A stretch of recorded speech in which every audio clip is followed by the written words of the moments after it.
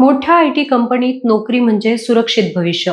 पण जर त्या नोकरीतच दबाव, अन्याय आणि जबरदस्ती असेल तर? आता या गंभीर प्रकरणावर राज्य सरकारने थेट हस्तक्षेप केलाय.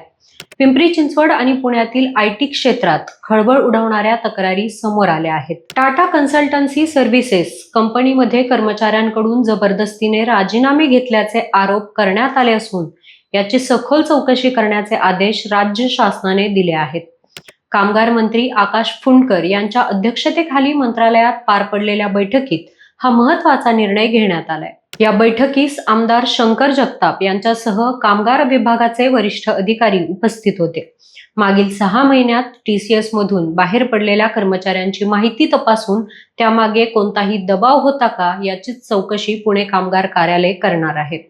याशिवाय महिला कर्मचाऱ्यांसाठी क्रेच सुविधा उपलब्ध आहे का याचीही तपासणी केली जाणार असून कंपनीला 7 दिवसात ती सुरू करण्याचे आदेश देण्यात आले आहेत.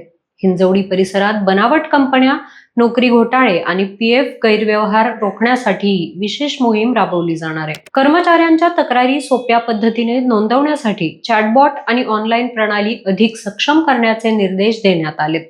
तसेच IT क्षेत्रातील मोठ्या समस्यांवर मुख्यमंत्री स्तरावर बैठक घेण्याचाही निर्णय झाला आहे.